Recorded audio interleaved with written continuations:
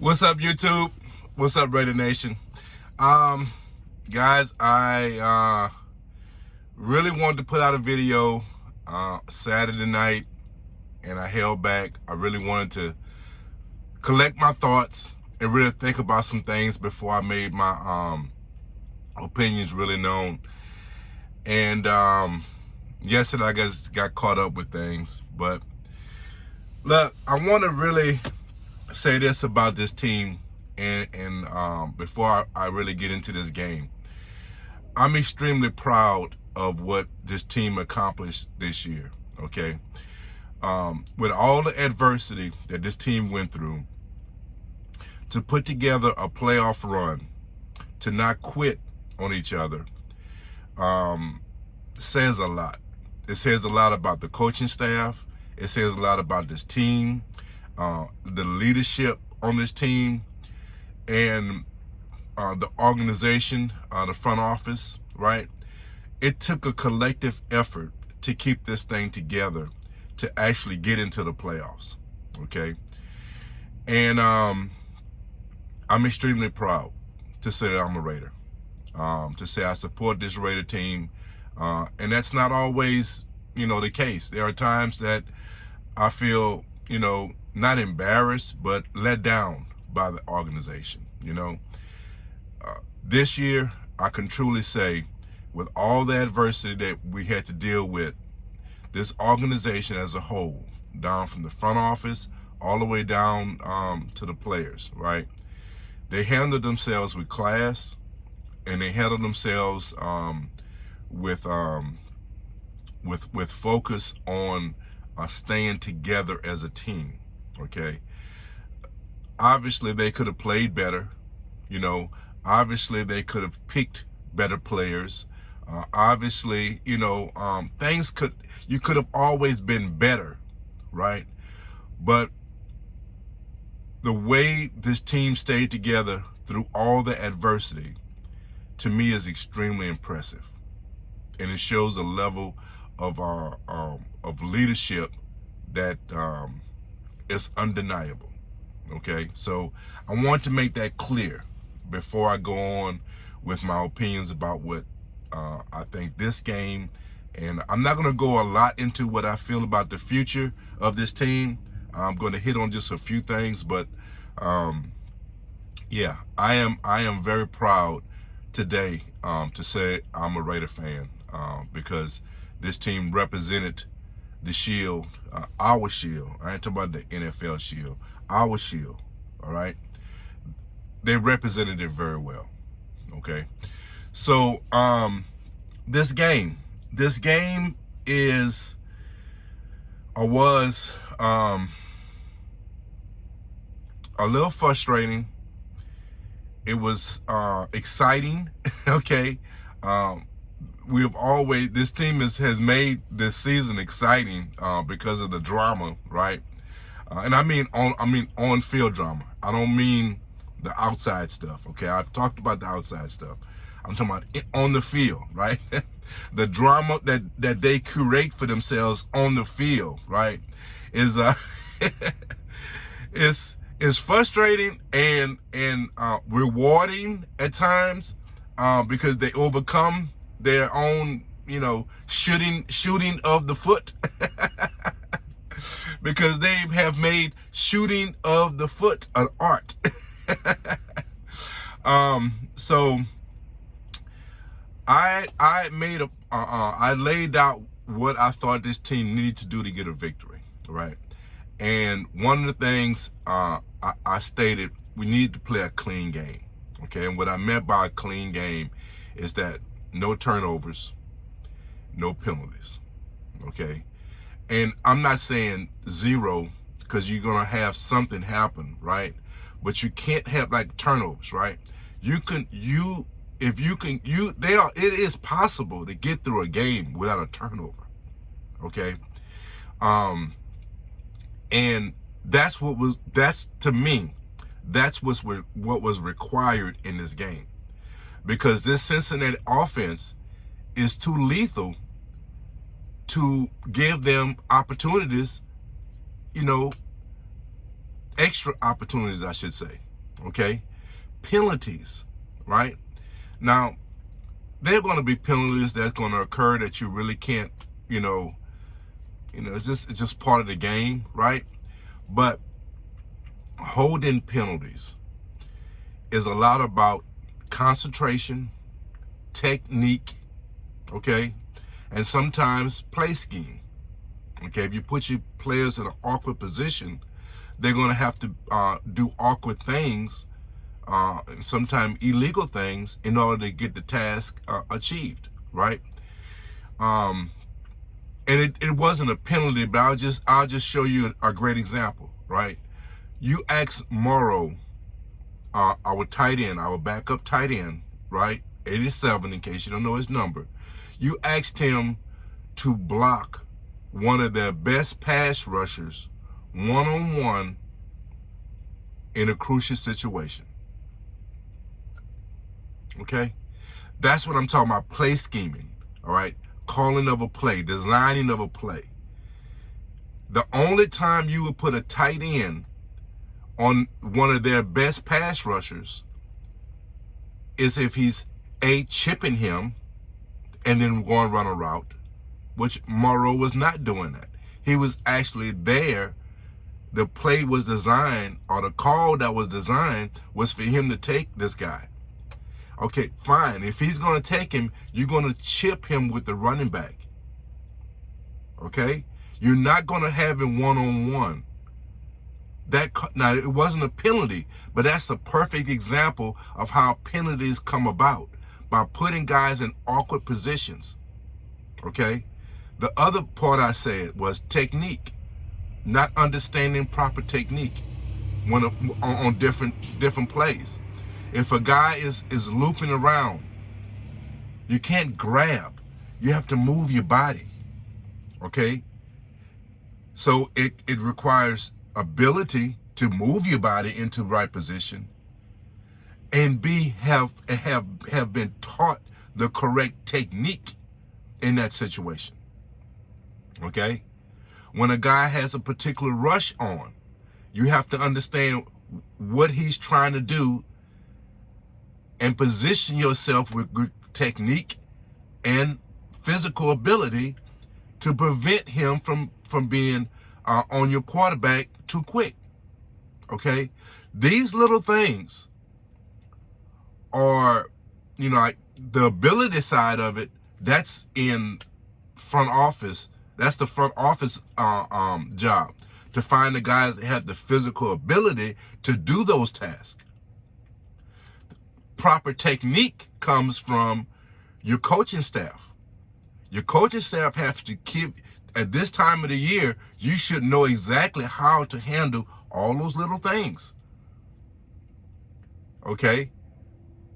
If this was the preseason, the first quarter of the season, and you had bad technique, okay, we live with it. But you have to show improvement. This offensive line has not shown improvement throughout the whole year. So it's either they don't have the ability, they haven't been taught the correct technique, or bad play calling, bad schemes. It boils down to those three things. Because in essence, what cost us this game, I'll be totally honest with you, our offensive line having bad technique, not being in the right places, and penalties. That's what cost us this game. Because if there was quite a few plays that was made, that you're going to look at it and you're going to say, well, the penalty was a 10-yard penalty. That's what it cost us. There was a few plays, big plays, where the yardage was lost because of a holding call. Those things are big in these situations. So I'm not going to just say our offensive line cost us the game. Okay? It's the offensive coordinator. It's the front office, Mike Mayock, for not getting the proper players with the proper abilities to do the things that they are asked to do. All those little things add up to an ineffective offensive line. Not giving Carr the time that he needed, and we're going to get on Carr because Carr did not play a spectacular game, okay? But not giving Carr the opportunities that he needed, not allowing him to be comfortable, because maybe that's some of it. Maybe he's not comfortable with this offensive line, right? Now, you can easily say, hey, they were getting better because Jacobs, had a pretty good game and he was coming on to the end of the season, and that's a fair opinion. That's a fair opinion, okay? But it wasn't enough. The bottom line was it wasn't enough, okay? And going into this offseason, this offensive line needs to be retooled. At the bare minimum, we need a right tackle. At the bare minimum, we need an interior, a guard, okay? I would give our center another year to see if he can develop and improve, but I don't think he did a horrible job, but I do think that some improvement is needed there. Leatherwood is a young guy. Can he develop into being consistent? Is he a guard or is he a tackle? Okay, that has to come into play. We have to evaluate that. Okay, but I would say give him an opportunity to develop. I think we made a horrible decision, and if you really want to say it, man, look, it's some of the small things, some of the small decisions that are made that I think make a huge difference. Gabe Jackson on this team, we may be going to the second round in the playoffs. It could be just that simple. It could be just simply that. If Gabe Jackson is our right guard and Leatherwood could have continued to develop as our right tackle, we just may be talking about who we're playing next. It could have been that simple. If we did not depend on, Rich Incognito and assuming he was going to get healthy and to get a quality left guard, we may be talking about who we're playing next week. Because those costly penalties, Carr not having the time, Carr being jittery back there, whatever, right? May not be the case if we had a quality offensive line. And I think that's, if you want me to be totally honest with you, that could have been the difference in this game. I think if we had a better offensive line play in this game, I think we win this game. I really do. That's how it breaks down. Okay. Now, let's go on with, I know a lot of people want to talk about that whistle, right? It wasn't an inadvertent whistle. I think it was.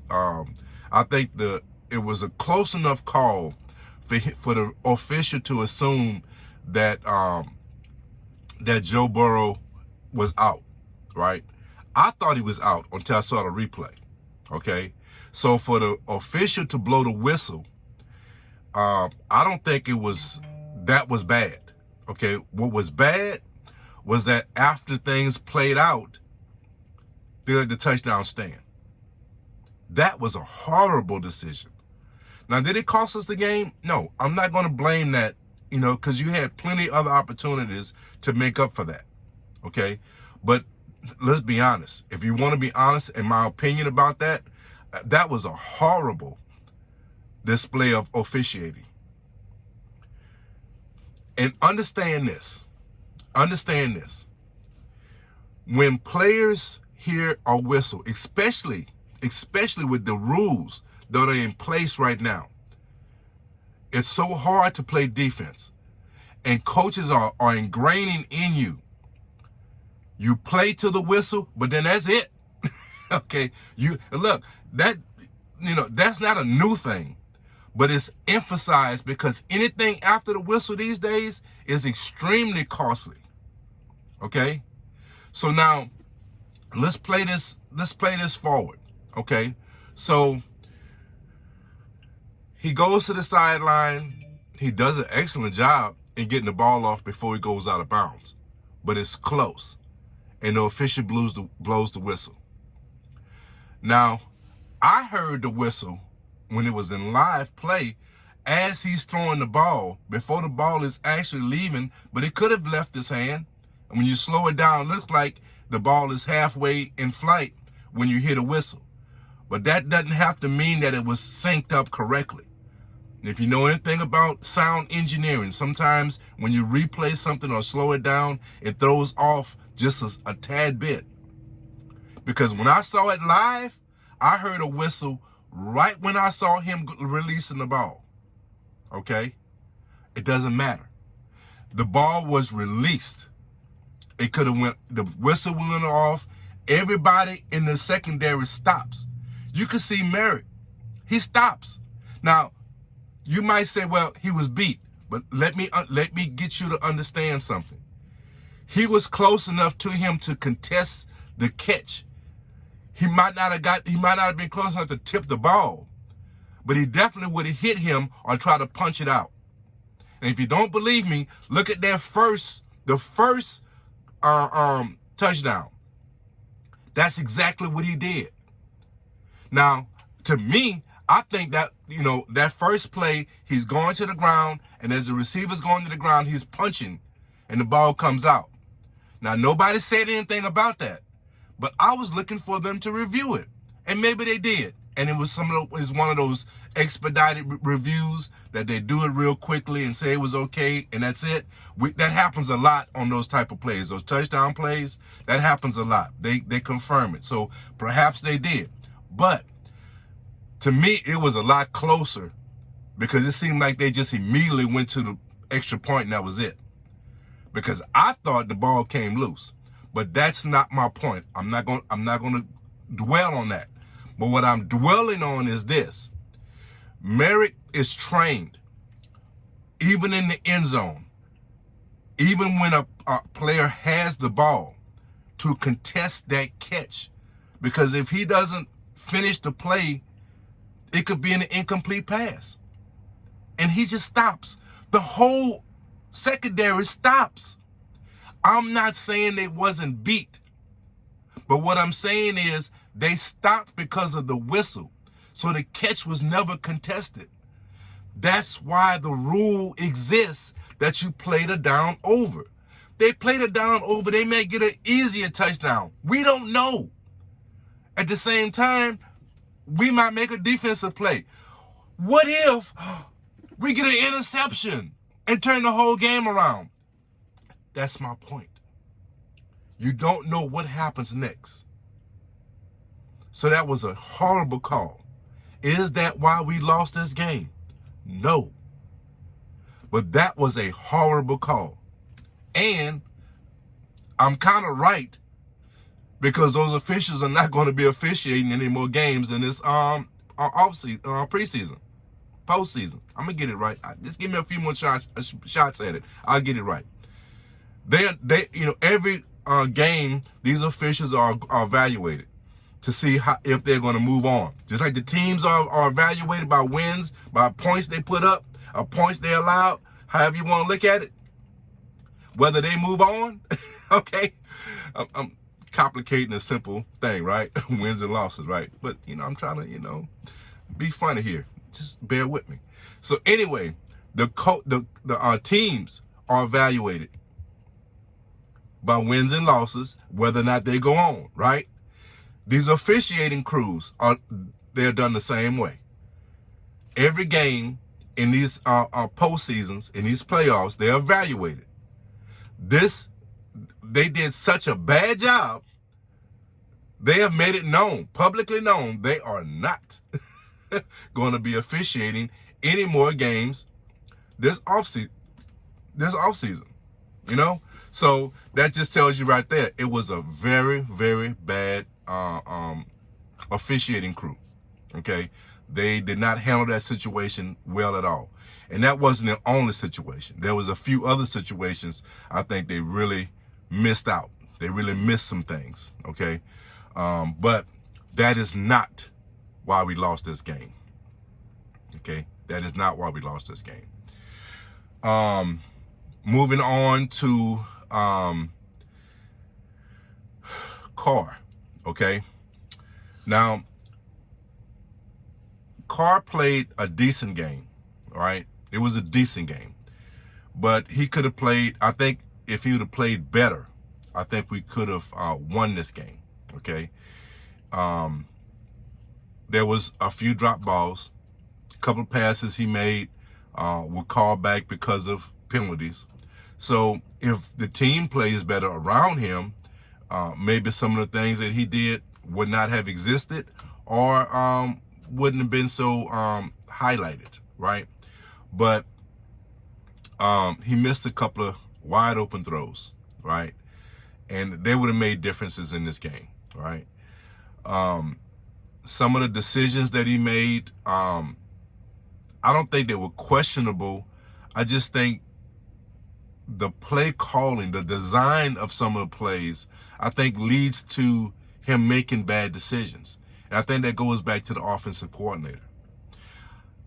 Just like I told you, if we'd had just a little different, a little bit better play on the offensive line, would have made a difference in winning or losing in this game. I say the same thing for our play calling.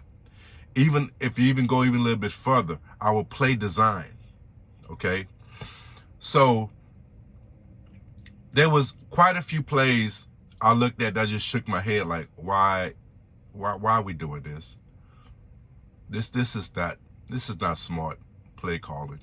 That's not a smart play design.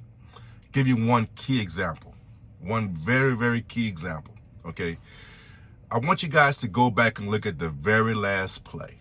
Okay, now look, you might say, man, all the plays we had, why you want to focus on that one last play was a desperation type situation. Okay. Go back a game before with San Diego.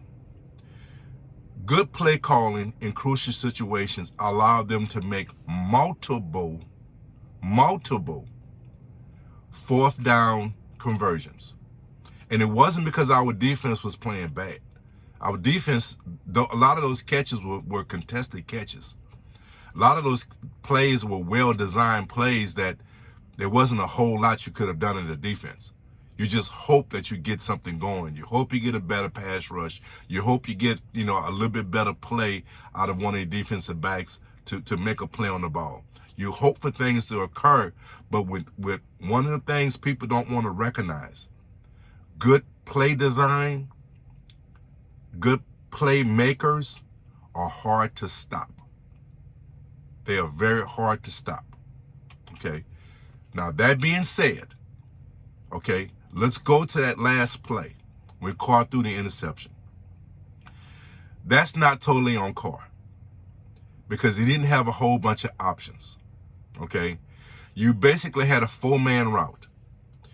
You had two of your less effective receivers. Now, I'm not going to say Jones. Jones has come up clutch multiple times. Edwards was the other guy. How many times Edwards caught a crucial ball in crucial situations for us this year? Multiple times, right? So I'm not saying those two guys were bad options. But here's what I will say. Would you rather have Renfro in the end zone, running an end zone route, or would you rather Renfro and Waller, your two best options? Would you rather have them in the end zone trying to make a play, or would you prefer Jones and Edwards? Because that's what we had in those two plays, in that play. You had Edwards and Jones running basically routes to the end zone. and you had Waller and Waller was on the right side, and you had Renfro on the other side, basically underneath routes. Okay, Jones wound up being an underneath route, right? And that's because you didn't have. To me, this is the way I would have thought. Okay, to me, you would have at least 3 of those guys in the end zone. At least 3. One of the times that this offensive line actually gave Carr time, he actually had time. Now the pressure speeded up his clock, right? Because the last thing you want is to be, holding the ball when you, on 4th down with everything on the line. Last thing you want to do is be holding the ball. So you want to get the ball out of your hand, right? But you had 2 guys running end zone routes, and you had 2 other guys basically running underneath routes. Have 3. Create more space with guys running to the end zone. Have the defensive backs put more pressure on them in the end zone. Okay? No crossers. No one is crossing. I'm not saying pick, but no crossing routes. I didn't see no one crossing.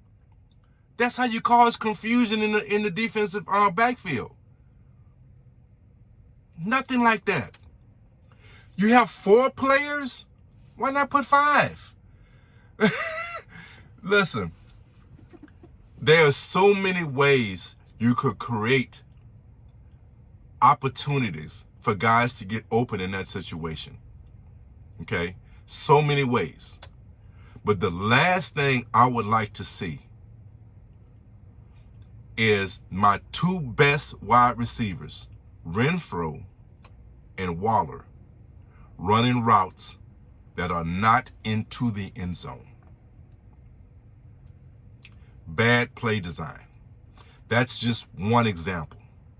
There's multiple other examples, but that's one key example. You can go back to that one play and see what I'm talking about. I don't care what route you desired or decided to run.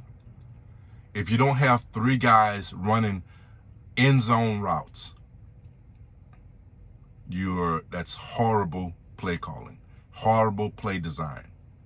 If you don't have 3 guys or 4 guys running some at one of those patterns, be a crossing route where you got wide receivers crossing each other, trying to cause confusion, you are bad play designing. Okay? If you don't have someone out of the backfield, because I didn't really see anyone out of the backfield running a route. Maybe I missed that part. Bad play.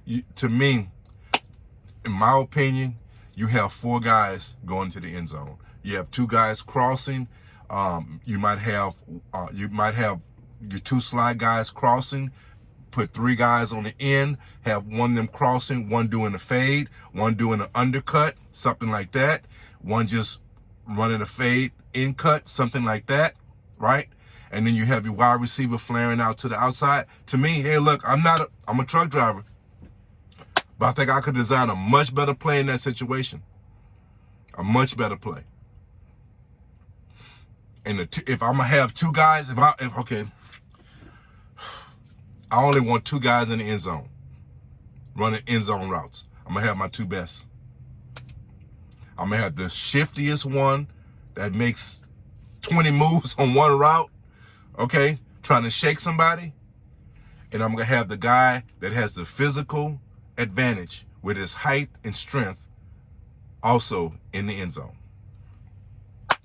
I'm just a truck driver, but I think if I'm gonna limited who I'm gonna have in the end zone, that's who I'm gonna have in the end zone. Okay? That's who I'm gonna have. So that's where this game was lost. Bad play calling and bad play design. That is directly on the offensive coordinator. Now, Carr, like I said, Carr missed some throws, but Carr threw some dimes also. He threw some dimes. That's why I'm gonna put together what I feel is, almost like an exit video. They have the exit interviews, right? I'm gonna do an exit video later on this week, maybe, talking a little bit more what our future should look like. But if we continue with Greg Olsen as our offensive coordinator, we're going to be in this position we're in right now. Fighting for a playoff spot, not having a secure playoff spot, okay? Fighting for a playoff spot and relying on a last-minute desperation type drive to get us the win. If that's what you want to live with as a Raider fan, okay, that's fine. I want what Al Davis demanded. He demanded commitment to excellence, okay? And what's that's going to require? That's going to require us knowing that we were in the playoffs 2 weeks left into the season. Us having home field in the playoffs instead of having to go on the road. Being favored in that game. That's what I want. That's what I desire. Okay? I desire us to actually have that bye because we're the best in the AFC. That's being committed to excellence. And what we have right now, we don't have the blueprint right now. We don't have the pieces in place to get that done. What we have right now in place is a playoff caliber team, playoff, well, how can you put it? A coaching staff that is qualified of putting us into the playoffs, but nowhere close to us actually making a Super Bowl run. Okay? Our defense, let's talk about that real quickly, and I'll end this. Our defense, Gus Bradley, I think, did a pretty good job. We had a lot of first-time players on this team. We had a lot of young players. When I say first-time, I mean rookies, guys that came in. This was their first year in, right? His choices for players, I think, was pretty good. Okay, the position he put players in was pretty good. Okay, I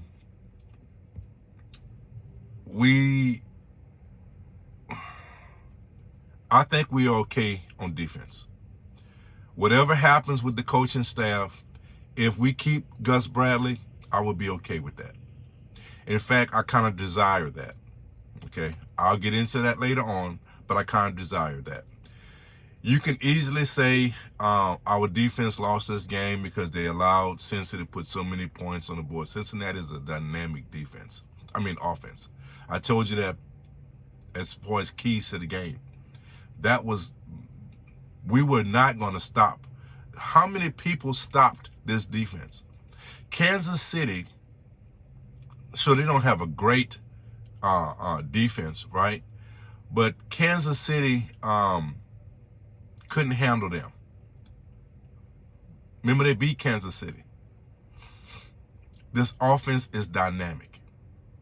The Ravens has a pretty good defense. They got beat twice. Okay? They got beat twice.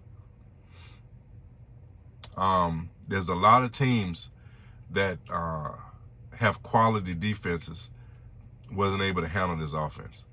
And we didn't do that bad of a job. A play here and there, man. You know what I'm saying? A call here and there would have made a big difference. This defense played a pretty good job. They did a pretty good job, I should say. So I'm not going to blame this on our defense. Like I said, I think the main issue, and I hate to just put it on, on him, but Greg Olsen, man, the play designs, the play calling was extremely questionable. This offensive line did not play well, and it wasn't just the lack of time that Carr had. It's the penalties. The penalties killed this team.